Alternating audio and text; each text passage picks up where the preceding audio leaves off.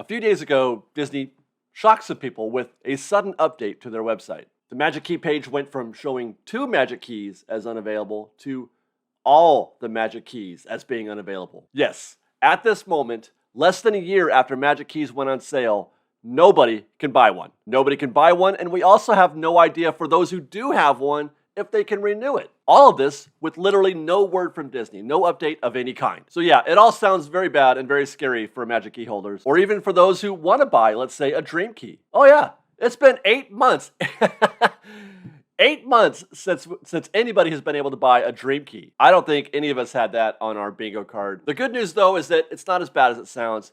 Matter of fact, this series of events could even be interpreted as a good sign for those of you who are fans of Dream Keys or the Magic Key program. I'll take you back to July of 2021, just a month before Magic Keys were made available. Everyone who liked to go to Disneyland often were surviving on those SoCal multi-day ticket offers. And Disney had offered just such a deal in the early part of July. Many of us took advantage of that situation. And then, as I said, just a month later, they announced Magic Keys. And I remember more than a few people saying it was kind of suspect that Disney would put this promotional offer out there, encouraging people to buy these 3 packs of tickets, knowing that in a month, they were going to sell Magic Keys to the same people who were trying to buy those 3-day tickets. I know that I bought at least one set, maybe more. Essentially, what they were doing was trying to get in one more round of those ticket sales before releasing the Magic Keys. Now, sure, those tickets could be upgraded to a Magic Key. Thus, you're getting value for, well, one of those tickets anyway. You're getting value for that ticket applied to the Magic Key purchase. But let's say they announced that program, the Magic Key program, before they start selling those tickets. I would bet that there's a certain percentage, a certain subset of guests who would decide they're just going to wait. They're not going to buy any tickets at all. They'll wait for Magic Keys to become available, thus saving whatever money they would have spent on the single-day tickets. They would just go without going to Disneyland for a month or so. Flash forward. On the same day that Disney reveals that they're no longer selling annual passes of any kind, they also announced pretty much that exact same SoCal ticket. Same day. Coincidence? Well, no, definitely not. It's definitely not a coincidence that they stopped selling annual passes and started selling the SoCal ticket again. That's not a coincidence at all. But whether or not this means we should expect a Magic Key program to come shortly after that, that's up for debate. But it's a good sign, in my opinion. I'm betting they will. I'm betting they are going to repeat the same thing that they did last July. It worked really well then, and Disney is definitely a fan of capturing revenue where there wouldn't have been revenue otherwise. And I say that because Dream Keys, they've not been available for 8 months, right? So when they do go on sale again, when the Dream Key or whatever Dream Key equivalent they come up with, when those go on sale again, there's going to be demand for that kind of product. People have been waiting for that product. Now, it's not going to be the same as it was last year, obviously, because there were 0 keys available last year. But there is going to be a percentage of guests who are interested in that product. So when we're talking about the likelihood of Magic Keys coming back, there's that. There's also this. Most who have been watching how Disney operates over the past few years might say that Disney isn't playing a long game financially. They're playing a short game financially. Their wins and losses are measured in the short term. Did they beat last year's figures or the figures from 2020 or even 2019? Or did they beat last quarter's figures? They're looking for any way that they can show that they are winning on a consistent basis. And that is why they're on the constant search for new revenue streams. Revenue that existed or exists where none existed before. Genie Plus, Cotino is one. The Disney After Dark events. It's a fairly new development, one that they're especially trying to capitalize now post-COVID. So if we accept that premise, then we can argue that there's no way, there's no way that they would end the annual pass program because that's revenue coming off the books. There's no way, at least in my mind, there's no way that they would take the L. Whenever those August renewal revenues start hitting the books, whatever quarter, there's no way they would take the L in their quarter report and say, look, we're not doing as well as we did last year because we stopped selling Magic Keys. If they end the Magic Key program, I don't know, that's tens of millions of dollars that aren't probably more than that. I don't even know the numbers off the top of my head. But it's a significant enough number that it would show up in the quarterly report. Even if you try to aggregate, because they aggregate all of the Disney parks revenue together, you could probably hide the Disneyland losses a little bit, or the poor performance, I should say. They're not going to be losses. Disneyland's still making money. But the less than expected revenue, and that's really what it is. Whenever they talk about in a stock market, when you see revenue or a stock price take a hit, it's because in a lot of cases, that company is reporting less than expected revenue. They're still making money, but it's not as much as everybody thought they would. So the stock price goes down. It's a ridiculous system. And as for Disneyland goes, like I said, they could use that revenue. Things are not performing as well at Disneyland as they are, let's say, in Magic Kingdom, Walt Disney World. Genie Plus is selling well there. The parks are full all the time. And they really need that revenue because, as I mentioned, Disneyland is not doing as well as they expected. The parks definitely are not full. They're not full. I'm there all the time. They're not as full as they could be. They're not selling Genie Plus. They are selling some, but not a lot, and especially when you compare it to how things are going at Walt Disney World. All this to say is that I believe Magic Keys will be back. I've been saying this forever. Magic Keys aren't going anywhere. I said it before when they were gone. I'm saying it again now. Magic Keys will be back, or some kind of annual pass program. Monthly memberships are the holy grail of business finance. Guaranteed, predictable revenue that you can count on every single year. So with all that, when are we going to know? When are we going to know what the new program is or what's going to happen with Magic Keys? Well, Magic Keys went on sale August 25th of 2021. Per Disney, renewals are supposed to be available starting 40 days prior to your start date. In this case, for most of us, August 25th. 40 days prior to that would be July 16th. That would be the day that they would need to have all their ducks in a row and a program ready for the majority of annual pass holders. Now, I say majority because there is a bit of a caveat to that. We mentioned those 3-day SoCal tickets. Those went on sale early part of July. Conceivably, if somebody bought a ticket, a 3-day ticket in early July, and then used the last day of that to upgrade to an annual pass, to a Magic Key, the Magic Key program, when you upgrade from a multi-day ticket, your effective date starts at the first time you used your 3-day ticket. So let's say you bought it on July 6th, and you used it on July 6th, and then eventually upgraded on August 25th with your 3rd day. Your annual pass starts on July 6th. That's its effective date. 40 days prior, they could already be renewing right now. They should be. There are a set of guests that I would expect. I don't know how many, not a lot, because we would have heard about it.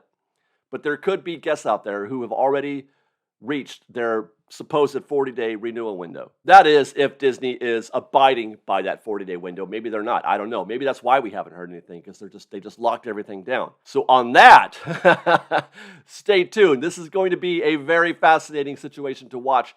Every day going forward is going to be, as we approach, even July 16th. Every day is going to be very interesting for Magic Keys. Okay, so moving on. We're pretending that they're coming back, and we're pretending we're going to hear about them soon. What are they going to look like? That's another interesting topic. What will the annual pass program look like whenever it is that we hear from them again? I see a couple of possibilities. One of them, I guess, we won't get into that, but one of those possibilities we'll start off with is that they do get rid of the system. It's funny. I have supreme confidence. I've always believed that they will be back, but everything that Disney does these days, everything that Disney is doing suggests otherwise, except for the whole 3-day ticket thing. But it doesn't seem like they really like the annual pass program very much, and it doesn't reconcile very well with the reservation system at all. We've all been witness to that. But there is that possibility. I'm just going to leave it out there as like a 5% chance, but I'm going to pretty much say no. Now, the next possibility is a key that has no blockout dates, like the Dream Key, and no reservations, unlike the Dream Key. The Dream Key does have reservations.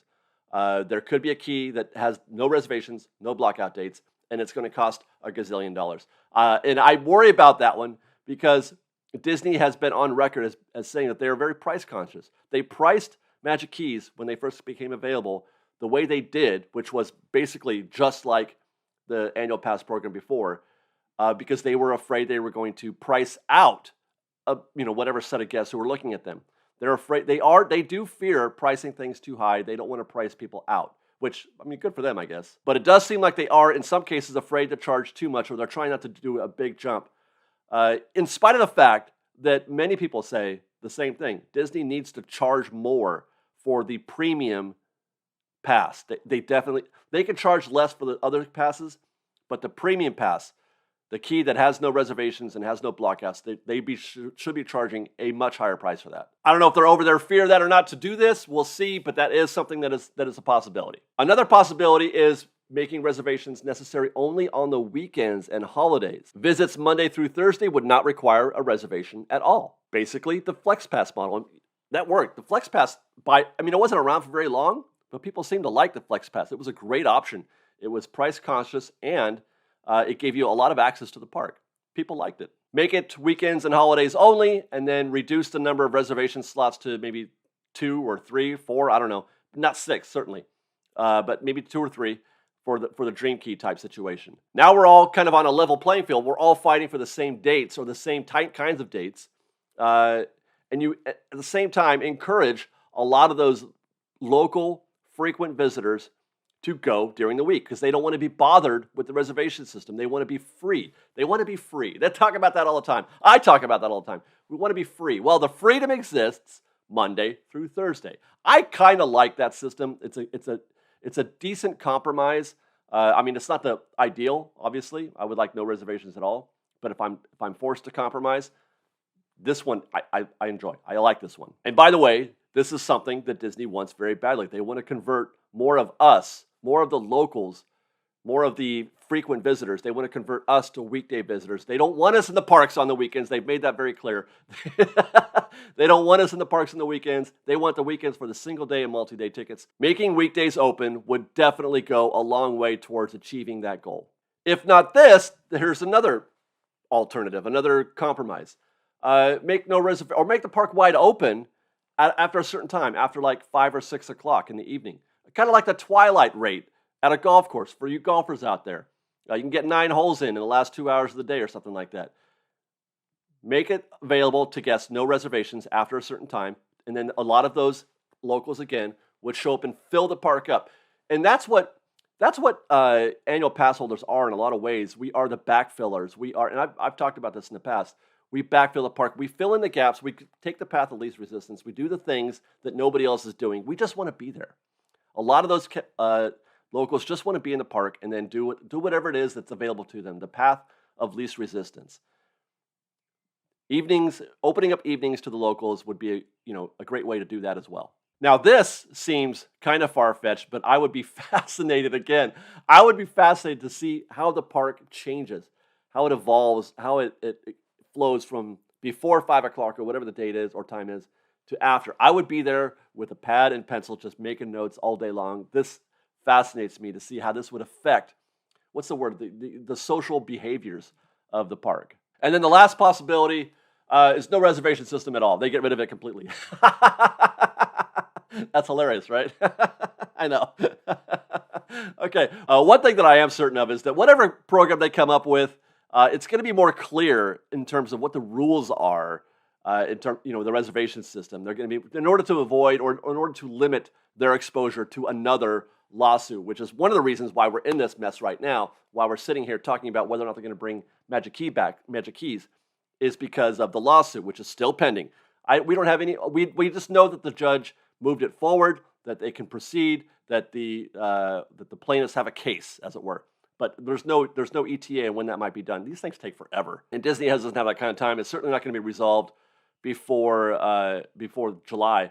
So Disney has to come up with a plan now, and that's actually one reason why I'm still holding out slim hope that there is no reservation system, because that is the easiest way to address that lawsuit or to address any future exposure to liability. Now, one thing that I am also certain of is that whatever new system they come up with will not be simpler than the previous system, but which, by the way, the previous system was not more simple than the system before that. Disney's been on a roll lately, and not in a good way. They've been on a roll on making things more complex, more detailed, more refined, trying to account for every single possibility in order to maximize revenue. And I see no reason for that to change anytime soon, no matter how much we say we don't like it. Because I say that because I know they've heard us about Genie Plus and the reservation system and all that, and they still keep going on with that. So they're going to do what they're going to do. But let's hear your predictions, Fresh Baked. Let's hear what you think you would like to see for a new annual pass program. Or perhaps you'd like to see it go away completely. There is definitely a group of guests out there who would prefer that, who really liked how the parks operated post-COVID when there was no annual pass program and there was no Genie Plus. There was no, the park was just, it was like it was back in the day. I remember enjoying that a little bit. I mean, I didn't enjoy having to pay my way in every single time. I much prefer to have a pass. It costs more that way. But queues weren't a problem. Waiting in line was not a problem at all. Everything was pretty nice. But anyway, let us know what you think, guys, in the comments below. And until next time, follow us on Instagram at _FreshBaked, on Twitter at FreshBakedDisney, that's fresh with no E, and on TikTok at FreshBakedDisney. And if you like our show and want to show you support, please do consider joining our Patreon campaign at patreon.com/freshbaked. Otherwise, thanks again for watching, everybody. We love you very much. Be safe out there. Be kind to one another. Fresh Baked.